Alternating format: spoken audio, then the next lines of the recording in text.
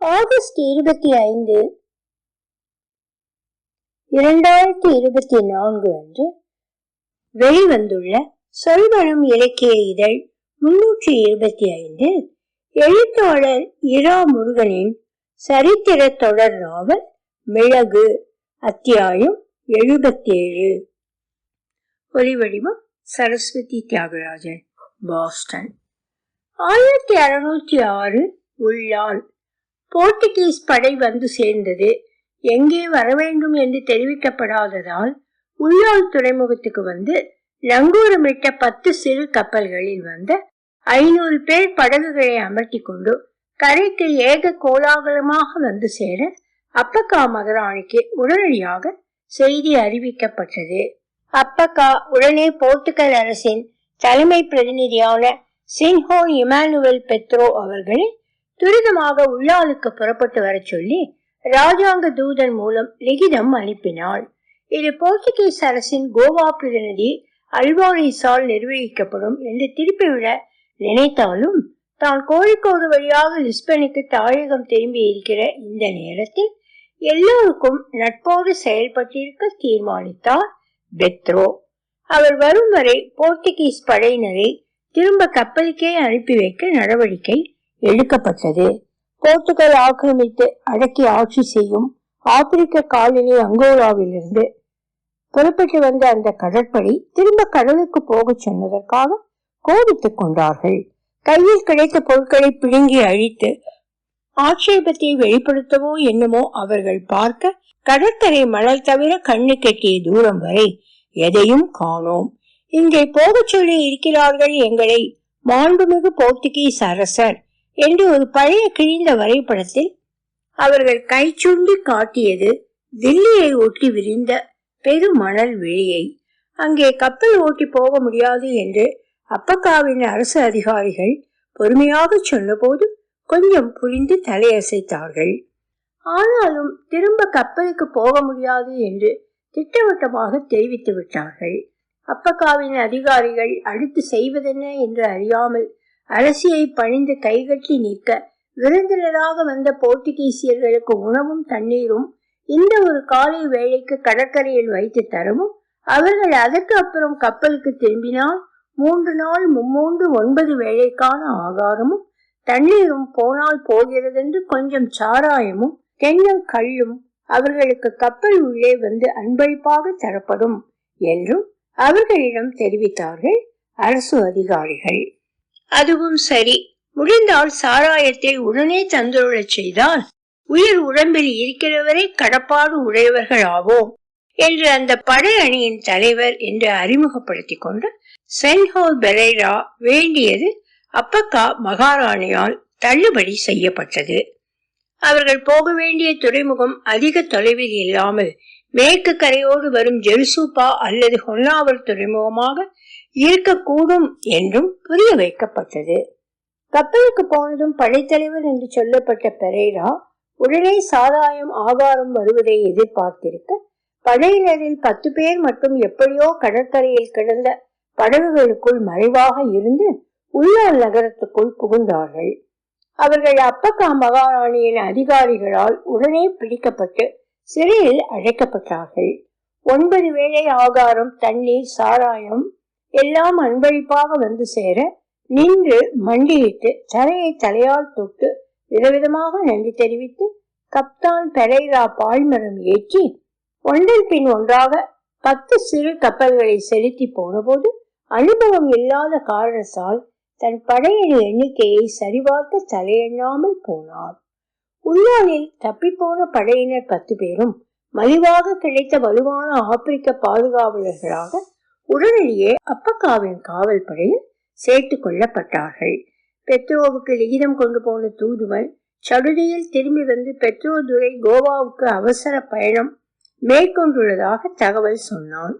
லிகிதத்தை வாங்கி உடன் அழித்தாள் அப்பக்கா. கோவாவில் இருந்து வந்து சென்னபைரதேவியின் அரசு அணியில் சேர்ந்து போரிட இருக்கும் போர்த்துகீஸ் படையில் சேர்க்க டையூ மற்றும் டாமனில் உள்நாட்டு காவல் படையில் மேலதிகம் பேர் இருக்கிறார்களா என பார்வையிட்டார் பெத்ரோ. 7 பேரே தேடினார்கள். அதிகம் ஆழ்படை, அதிகம் மிளகு என்ற மந்திரோபதேசத்தை கோவா பிரதிநிதிக்கு அருளினார் பெத்ரோ. அவர்கள் ஆனால் அந்த 7 பேரும் 40 வயது கடந்தவர்கள். அவர்களை படைக்கவாத்து பழக வைத்து படை வீரர்களாக நிறுத்துவதற்கு பதிலாக லிஸ்பனிலிருந்து அனுப்பி வைத்த போர்த்துகீஸ் படை வந்து சேர பொறுத்து கொண்டிருக்கலாம் என்று பெத்ரோ நினைத்து கொண்டார். அது உள்ளாளுக்கு வந்து சேர்ந்த விவரம் அவருக்கு தெரியாது. இரவெல்லாம் கண்விழித்து 2 கோச் வண்டிகள் மாற்றி காலை 9 மணிக்கு அவர் மாளிகைக்கு வந்து சேர கதவு எல்லாம் அழைத்து சார்த்தி வைத்திருந்தது. மனைவி மரியா, குழந்தைகள் மற்றும் கசாண்ட்ராவை காணவில்லை. அவர் வசம் மாளிகை திறவுகோல் இல்லாத காரணத்தால் வாசலில் நின்று காத்திருக்க எதிரே முட்டை வணிகம் செய்யும் கிருஷ்ணப்பா அவர்கள் இன்று ஞாயிறு என்பதால் தேவாலயம் போயிருப்பதாக தெரிவித்தான். ஞாயிற்றுக்கிழமை பரமபிதா அண்ட சராச்சரங்களை படைத்து ஓய்வெடுத்த வார முதல் நாள். பெத்ரோ மட்டும் அரசு காரியமாக அலைய வேணும் என்று விதித்தவன் சாத்தானாக இருக்கும் என்று மனதில் பழித்தார் அவர். உத்தேசமாக தலையில் கொம்போடு மனதில் சாத்தான் உருவம் உருவாக்கினார். பாதி கவுண்டின் ஹோ பிரபு சாயலிலும் மீதி பெத்ரோவின் மாமனார் சாயலிலும் மனதில் வந்த அந்த சாத்தான் நரகத்தை விட கோரமாக இருந்த ஸ்திதியை எண்ணி பெத்ரோ வியந்து நிற்க வாசலில் கோச் வண்டி வந்து நின்றது. பெத்ரோவின் மனைவி மரியாவும் குழந்தைகளும் கசாண்ட்ராவும் இறங்க மரியாவோடு கைகோட்டு கசாண்ட்ரா வந்து அந்யோன்யம் கண்டு சகோதரிகளோ என்று பார்த்தவர் ஆச்சரியப்படுவர் என பெத்ரோவுக்கு தோன்ற கொஞ்சம் சந்தோஷமும் மீதி அந்த அவசரமான கூட்டணி குறித்து ஆச்சரியமுமாக அவர்களை வரவேற்றார். மரியாளுக்கு உதட்டில் முத்தம் தந்து கசாண்ட்ராவுக்கு கன்னத்தில் முத்தம் கொடுத்த போது அவரே முக்கிய பங்கு பெறும் ஒரு நாடகத்தின் அந்தம் அரங்கேறுவதை பார்த்து கொண்டிருப்பது மாதிரி பெத்ரோவுக்கு தோன்றியது. நாளை இதே நேரம் மரியாவும் குழந்தைகளும் பயணம். வேறெங்கே? கோழிக்கோட்டில் மரியாவின் தாய் வீடுதான். இது அவசியமானதாக கருதப்படும் பயணம். அவளும் பெத்ரோவும் யோசித்து முடிவெடுத்த ஒன்று. தாய் வீட்டுக்கு திரும்பவும் குடும்பத்தோடு போய் சேருவதில் அடக்க முடியாத சந்தோஷம் மரியாவுக்கு. நாளை பெத்ரோவும் மரியாவோடு கோழிக்கோடு போகிறார். அங்கே தற்காலிகமாக தன் பணியிடத்தை மாற்றிக்கொள்கிறார். யுத்தத்தில் இறப்பு அதிகரிப்பும் கலவரமான சூழ்நிலையும் ஹொன்னாவரில் இருந்து பணிபுரிவதை சிக்கலாக்கும். ஹொன்னாவரில் இந்த போர்த்துகீஸ் அரச தலைமை பிரதிநிதி மாளிகை இப்போதைக்கு பூட்டி வைக்கப்பட்டிருக்கும். கோவாவில் இருந்து ஜெருசூப்பா நிலைமை கண்காணிக்கப்படும். கசாண்ட்ரா ரொம்ப யோசித்து எடுத்த முடிவு. அவள் மிர்ஜான் கோட்டைக்குள் வசிப்பிடத்தை மாற்றிக்கொள்கிறாள். மிங்குவின் அகால மரணத்தை தொடர்ந்து பைத்தியநாத் வைத்தியர் வீட்டில் இருப்பாள். வைத்தியரும் குழந்தை கோணேஸ்வரனும் மருத்துவச்சி ராஜம்மாளும் கூட இருக்க தோழியின் குழந்தையை கவனித்துக் கொள்ள கசாண்ட்ரா அங்கே குடிபுகுவாள். நாளை வைத்தியரோடு பேசி விவாதித்து அவருடைய இல்லை குழந்தையின் நன்மைக்காக எடுத்த முடிவு அது. வைத்தியருக்கு யுத்தத்தில் எந்த கட்சி என்றாலும் பணியும் ஆயுளும் கெட்டி. 1 மாதத்திற்குள் நிரந்தர தேர்வு ஏற்பட வாய்ப்பு உண்டு. அப்போது வைத்தியர் கசாண்ட்ராவை கல்யாணம் கழிப்பார். அவருடைய இறந்த காலத்தை துடைத்து தூர போட்டுவிட்டு வரப்போகிறாள் கசாண்ட்ரா. அவரும் அதை பொருட்படுத்த போவதில்லை. கசாண்ட்ரோ கடந்து போன வியாழக்கிழமை சாயந்தரம் பெத்ரோவோடு நிறைய பேசினாள். மடாலய வீதி போர்த்துகீசிய மற்றும் உள்ளூர் சிநேகிதிகளிடம் யாத்திரை சொல்லி வர போயிருந்தாள் மரியா. குழந்தைகளையும் தன்னோடு கூட்டி போயிருந்தாள் அவள். வேலைக்காரர்கள் எல்லோருக்கும் கணக்கு தீர்த்து 3 மாத ஊதியம் கூடுதலாகவும் அளிக்கப்பட்டு விட்டது. வீட்டில் ஆழ்ந்த மௌனம் நிலவியது. மரியா ஏறி போன கோச் வண்டி நகர்ந்ததும் பெட்ரோ கசாண்ட்ராவை நெஞ்சால தழுவிக்கொண்டார். என் கண்ணே, உயிரின் உயிரே, நீ மட்டும் சரின்னு சொல்லு. எல்லாவற்றையும் எல்லாரையும் விட்டு நீங்கி உன்னோடு நான் வருவேன். வா, 2 பேரும் எங்காவது கண்காணாத இடத்துக்கு போய் ஏதாவது சிறிய வேலை பார்த்து பிழைக்கலாம். அப்படித்தானே சொல்ல போறீங்க சின்ஹோர் பெத்ரோ? அவரை உதட்டில் கடித்து முத்தமிட்டபடி கசாண்ட்ரா சொல்ல பெத்ரோ மயக்கம் போட்டு விழாத குறைதான். கசாண்ட்ரா அவர் பக்கத்தில் அமர்ந்தாள். இன்னொரு ஆலிங்கனம், அமைதி. அதை கிழித்தபடி கசாண்ட்ரா சொன்னாள். நான் இங்கே மாளிகை நிர்வாகியாக நானாக வரலே. அரசியார் சென்னபைரதேவி கட்டளைப்படி முக்கிய பிரதானி நஞ்சுண்டையா சுவாமி ஏற்பாடு செய்து நான் இங்கே வந்தேன். காரணம், நான் அரசாங்க வேவுத்துறையில் கௌரவ அங்கம் வகிக்கிறவள். உங்கள் மூலம் போர்த்துகல் அரசால் சென்ன மகாராணியின் ஜெருசூப்பா அரசுக்கு ஏதும் இடர் ஏற்பட சாத்தியம் இருக்கிறதா? உங்களை தினசரி சந்திக்க யார் யார் வருகின்றார்கள் என்ற விவரம் எல்லாம் நான் அரசுக்கு அறிவிக்க வேண்டிய கடமை. ஆனால் நான் வந்த 2 மாதத்தில் எனக்கு பணி விலக்கு தரப்பட்டது. காரணமாக சொல்லப்பட்டது இது. பெத்ரோத்துறையால் ராஜாங்க ரகசியம் எதுவும் வெளியேறாது. அவர் சாது பிராணி, நல்லொழுக்கம் கொண்டவர். ஒரே போதை பழக்கம், பெண் சிநேகிதத்தில் அசாத்தியமான ஈடுபாடு. செல்வி கசாண்ட்ரா அதை ஏற்றுக்கொண்டால் ஜெருசூப்பா அரசு அதை பற்றி கரிசனம் காட்டுவதை நிறுத்திக் கொள்ளலாம். ஆக உங்கள் காதலும் காமமும், நான் உங்கள் மேல் வைத்த காதலும் அரசாங்க விஷயங்கள். பெத்ரோ ஒரு சிரிப்போடு கேட்டார். அது அரசாங்க விஷயமாகவே இருக்கட்டும். என் கண்ணின் கண்ணே, உனக்கு என்னை பிடித்து வந்தாயா? அரசாங்க கட்டாயத்தின் பேரில் என்னோடு ஒட்டிக்கொண்டு பழகினாயா? என் இதயமே. கசாண்ட்ரா அவள் தோள்களில் மாலையாக தன் வளையணிந்த மனப்பான கரங்களை இட்டு வளைத்தாள். அவள் உதடு துடித்தது, கண்ணில் நீர் திரண்டது. நான் அடுத்த பிறவி என்றிருந்தால் உம்மோடு உயிர் வாழ்வேன். இப்போது என் அன்பு சிநேகிதி மிங்குவின் குடும்பத்தோடு மிர்ஜானின் வசிக்கப் போகிறேன். அதிர்ஷ்டக்கார மூலிகை மனுஷன் என்று மட்டும் சொல்லி பெத்ரோ எழுவதற்கும் வெளியே போயிருந்த மரியாவும் குழந்தைகளும் திரும்ப வந்து சேரவும் சரியாக இருந்தது. அந்த உறவாடல் உயிர் இருக்கும் வரை பெத்ரோவுக்கு உடலில் ஒவ்வொரு திசுவிலும் நினைவாக தங்கி இருக்க போகிறது.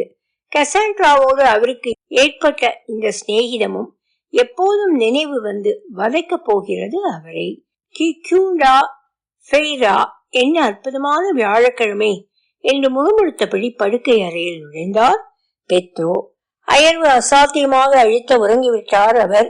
அவர் எழுந்த போது மாலை 5 மணிக்கு இன்னும் 10 நிமிடங்கள் என்று அவருடைய இழுப்பு வாலில் தொங்கிய கடியாரம் அறிவித்தது. பசியும் தாகமும் இல்லை அவருக்கு. மரியா கட்டாயப்படுத்தி ரொட்டி துண்டுகளை அனலில் வாட்டி வெண்ணெய் தடவி கொடுத்தாள். அதில் பாதியை உண்ட பெத்ரோ மிர்ஜான் போய் வரேன் என்று பொதுவாக சொல்லிக்கொண்டு கோச் வண்டியில் தாவி அமர்ந்தார். அவரே செலுத்த வேகமாக நகர்ந்தது கோச் வண்டி. பழகிய பாதை என்பதாலோ என்னமோ அவர் திரும்புவதற்காக லகானை வலிக்கும் முன் குதிரைகளை தன் போக்கில் திரும்பி மேடு பள்ளம் பார்த்து ஓடி மிர்ஜான் கோட்டை வளாகத்துக்குள் வரும்போது ஆச்சரியமாக அவர் கவனித்தது இது. முற்றுகையிடப்படும் கோட்டை என்ற எந்த அடையாளமும் இன்றி கோட்டை ஆளரவமற்ற வெட்ட வெளியில் நின்றிருந்தது. வெட்ட வெளிக்கு கிழக்கே ஒழுங்கின்றி எழுந்திருந்த கூடாரங்களில் ஆளரவம் காணப்பட்டது. இன்றைக்கு படை நடத்தல் இல்லையோ, அல்லது ஞாயிறன்று யுத்த விடுமுறையோ? அதுவும் இல்லை என்றால் மாலை 6 மணிக்கு போல் நின்று மறுநாள் தொடருமா? பெத்ரோவுக்கு புரியவில்லை. காதலிலும் யுத்தத்திலும் எதுவும் சரியானதுதானே. தொடர்க என்றால் மேலே தொடரலாம், நிற்கலாம் என்றால் நிற்கலாம். யுத்தம் தற்காலிகமாக ஓய்ந்த யுத்த பூமி காண என்ன ஆச்சரியம். கோட்டையின் சுரங்க பாதையின் தோட்டத்து வழி நுழைவாசலில் பரபரப்பு தட்டுப்பட்டது. மிக அதிகமாக காயமடைந்த ஒரு வீரனை உருளை பொருந்திய பலகை படுக்கையில் வைத்து 2 பேர் தள்ளிக்கொண்டு இருந்த குருதியை தடுக்க இயலாமல் ஒரு மருத்துவ உதவியாளர் அந்த வீரனை தொடையில் தாங்கி இறுதி மூச்சை விடுவதை இயலாமையோடும் தவிப்போடும் துக்கத்தோடும் பாசத்தோடும் பரிவோடும் அன்போடும் இரக்கத்தோடும் பார்த்து கொண்டிருந்தான். ஓம் நமச்சிவாய. பெத்ரோ கடந்து போகும்போது பின்னால் அந்த உயிர் கைலாச யாத்திரைக்கு புறப்பட்டதை தெரிவிக்கும் குரலாக மருத்துவ உதவியாளன் குரல் எழுந்து அழுகையில் கரைந்தது. கோட்டை மதிலின் உள்சுவர் தெப்பக்குளத்துக்கு அருகே வளைந்து திரும்பும் இடத்தில் தரையில் வெண்துணி பரப்பி காயமடைந்த வீரர்கள் 4 படுத்திருக்க, முழங்காலில் மூலிகை பற்றி தன்மையான வெப்பத்தில் பூசப்பட அவர்கள் வலியை துடிக்கும் ஒளியை கடந்து ஊர்ந்தது கோச். லாகவமாக கோச் குதிரைகளை சற்றே மேலாக வளைந்து திரும்பும் பாதையில் செலுத்தி கோட்டை அலுவலகத்துக்கு முன் வண்டியை நிறுத்தி உள்ளே நுழைய போகும்போதுதான் அவருக்கு நினைவு வந்தது. குதிரைகளுக்கு ஓய்வும் உணவும் தண்ணீரும் தர வேண்டுமே என்று. கோச்சில் திரும்ப ஏறி அரசு குதிரை லாயத்தில் நுழைந்தார் அவர். வணக்கம் சொல்லி அவருடைய கோச்சை ஓரமாக பாதுகாப்பாக நிறுத்தினார் லாய தலைமை காவலர். வண்டிக்குள் விலை மதிப்புயர்ந்த ஏதும் இல்லையே என்று அவர் கேட்க, நான் தான் இருக்கிறேன் என்று பெத்ரோ சொல்லி சிரித்தார். லாய தலைமை காவலர் தானும் சேர்ந்து சிரிப்பது மரியாதையாக இருக்காது என்று நினைத்தோ என்னமோ முகத்தை கரிசனம் காட்டாமல் வைத்துக் கொண்டு குதிரைகளை அவிழ்த்து உள்ளே நடத்தி போனார். அந்தி சூரியன் சிவப்பு பூசியிருந்த கோட்டையில் பிரம்மாண்டமான சுவர்களை பார்த்தபடி உள்ளே நடந்தார் பெத்ரோ. சற்றே வேகமாக நடந்து வெளிமண்டபம் கடந்து உள்ளே போக யாரும் இல்லை. அங்கே அரச வசிப்பிடத்தில் மேற்கிலிருந்து பாத்திரங்கள் உள்ள உணவு பாகம் பண்ணும் ஒலியும் வாடையும் கலந்து வந்தது. பெத்ரோ ஆசனத்தில் அமரும் முன் பார்த்தார். அது சென்ற முறை வந்தபோது இருந்தது போலன்றி சுத்தமாக இருந்தது.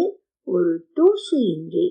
மறையும் ஆதவன் சாளரங்கள் வழியே விடைபெற அந்த மாளிகை பகுதி வெளிச்சம் பூசி மீதி இருளை வரவேற்று நின்றது காண ஏனோ துயரமாக இருந்தது பெத்ரோவுக்கு. டொக் டொக் என்று கட்டைகளை தரையில் மோதினால் வரும் ஒலி. உள்கதவு திறந்து கைத்தடியை ஊன்றியபடி மிளகு ராணி ஜெர்சப்பா மகாராணி சென்னபைர தேவி தளர்ந்து நடந்து வந்து கொண்டிருந்தாள். ஒரு வாரத்தில் அவளுடைய தளர்ச்சியும் வயதும் இருமடங்கு அதிகரித்திருந்ததாக பெத்ரோவுக்கு பட்டது. தன்னையும் முதுமையும் தளர்ச்சியும் தொற்றி தசை நாளங்கள் ஊடாக பீடித்ததாக தோன்றியது. வரிசையாக 7 தீபங்களை ஏற்றி சூழலை பிரகாசிக்க வைத்துவிட்டு ஒரு பணிப்பெண் உள்ளே போனாள். எழுந்து மரியாதையோடு வணங்கினார் பெத்ரோ. அவரை திரும்ப அமரச் சொல்லிவிட்டு பெத்ரோ அருகில் இருந்த நாற்காலியை சற்றே திருப்பி பெத்ரோ முகத்தை பார்க்க வசதியாக நகர்த்தியபடி அமர்ந்தாள் சென்னா. பெத்ரோ மண்டியிட்டு அவள் கையில் மரியாதையோடு முத்தமிட்டு தலை குனிந்து இருக்க அன்னை போல் அவர் தலையில் கை வைத்து ஆசி அருளினாள் சென்னா. பெத்ரோவுக்கு அடக்க முடியாமல் கண்ணீர் சுரக்க கண்கள் கலங்கி எல்லா வண்ணமும் மேலோடி குவியம் காணாத விழிகளை திரைமறைக்க உருவங்கள் குழம்பி தெரிய சமாளித்துக் கொண்டு எழுந்தார். தன் இருக்கையில் அமர்ந்தார். அரசி அவரை குறிப்பாக பார்த்து சொன்னாள். காலையில் செய்தி வந்தது, நீங்கள் கோவாவுக்கு போயிருக்கிறீர்கள் என்று. பெத்ரோ நிதானமாக சொன்னார். ஆமம்மா, எவ்வளவு விரைவில் போர்த்துகல் படையாக நான் தங்களுக்கு அனுப்பித்தர முடியுமோ அவ்வளவு விரைவில் அனுப்பினால் பல விதத்திலும் நன்மை உண்டாகுமே. அதனால் தான் நானே நேரில் போய் வந்தேன். இன்று இரவுதான் திரும்புவதாக இருந்தேன். ஆனால் அங்கே இருப்பு கொள்ளாமல் நேற்று இரவெல்லாம் பயணம் செய்து காலையில் வந்து சேர்ந்தேன். அசதியில் கண்ணயர்ந்து விட்டேன். விழிப்பு வந்ததும் தங்களை தரிசிக்க இங்கேதான் ஓடி வந்திருக்கிறேன் என்றார் பெத்ரோ. தரிசனம்? அது ரொம்ப பெரிய வார்த்தை பெத்ரோ. சின்ஹோவ், நான் வெறும் மனுஷி. என்னை சந்திக்க நீங்கள் வந்திருக்கிறீர்கள், தரிசிக்க இல்லை. நான் இறந்தால் கூட சொந்தமும் நட்பும் விரும்பினால் உடல் காட்சிக்கு வைக்கப்படும், தரிசனத்துக்கு வைக்கப்படாது. பெத்ரோ இருக்கை கூப்பி, நீங்கள் இன்னும் பல ஆண்டு ஜீவித்திருப்பீர்கள் என்றார். சென்னா சிரித்தாள். இறப்பு பற்றி இப்போதெல்லாம் நினைவு வந்து கொண்டே இருக்கிறது. இழப்பு பற்றியும் தான். பேரிழப்புகளை ஏற்படுத்தும் இந்த யுத்தத்தால் என்ன பிரயோஜனம்? நேற்று மட்டும் 162 பேர் போர் என்ற தெய்வங்கள் ஆடி கழிக்கும் குரூர விளையாட்டில் இறந்து போனார்கள். 2 பக்கமும் சேர்த்த சாவு எண்ணிக்கை இது. எல்லா யுத்தங்களையும் பேரிழப்பையும் போர் இழப்பையும் களைந்த உலகம் வர பகவான் மகாவீரரை பிரார்த்திக்கிறேன். சென்னா கைகூப்பி கண்மூடி பிரார்த்திக்க பெத்ரோ தானும் கைகூப்பி இருந்தார். இனி இவர் பேசுவாரா? அரசியை கவனித்தார். உறக்கமோ அயர்வோ பிரார்த்தனை ஆழ்ந்திருந்தாரோ சென்னா அசையவில்லை. இதற்கு மேல் பேச ஏதுமில்லை பெத்ரோவுக்கு. அவர் தொண்டையை கனைத்துக் கொண்டு மெல்லிய குரலில் கூறினார், மன்னியுங்கள், நான் திரும்ப போய் போர்த்துகீசிய படைகள் பற்றி செய்தி உண்டா என்று பார்த்து வரட்டுமா? அவசரமாக எழுந்த அனுமதியின்றி புறப்பட்டதற்காக கண்டிப்பான வார்த்தை வாங்காமல் இருக்க நாற்காலியின் முனையில் தொற்றியபடி இருந்தார்.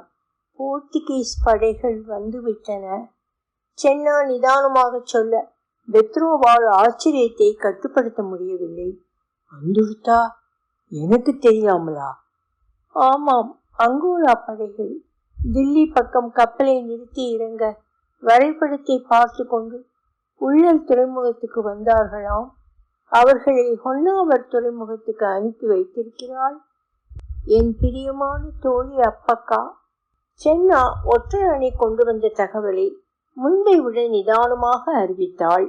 ஆச்சரியம் விலகாமல் கையிரண்டையும் உயர்த்தி இது அதிசயமானது என்று பொருள் தர பெத்ரோ நின்று நடன கலைஞன் போல் அபிநயிக்க சென்னபைர தேவி இருந்தபடியே குறுநகையோடு அதே போல் அபிநயித்தாள். அவளுடைய ஊண்டுகோல் தரையில் ஓசை எழுப்பி விழுந்தது.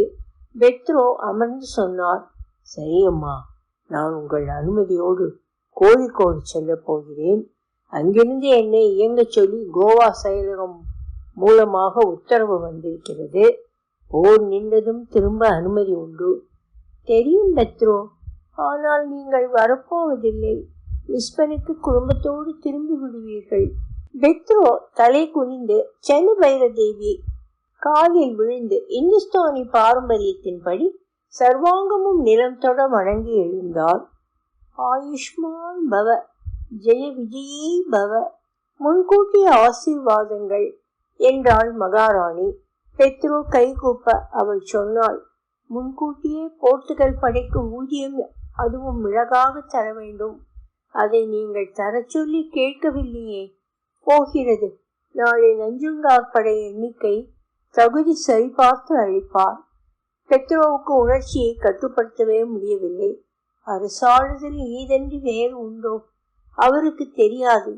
கண்ணை கண்ணீர் மறைக்க புவியீர்ப்பு இல்லாத பூமியில் நடப்பது போல் தடுமாறி காலடிகளை எடுத்து வைத்து இருள்படியும் முன் மண்டபத்துக்கு நடந்தார். ஏதோ தோன்ற பின்னால் திரும்பி பார்த்தார். அங்கே மகாராணி சென்னபைர தேவி நின்று அவரையே பார்த்து கொண்டிருந்தாள். இரு கையும் கூப்பி வணங்கி பெத்ரோ தொடர்ந்து நடந்தார். இனி மிளகு ராணியை சந்திக்கப் போவதில்லை என்று அவருக்கு தோன்றியது. ஒலி வடிவம் சரஸ்வதி தியாகராஜன்.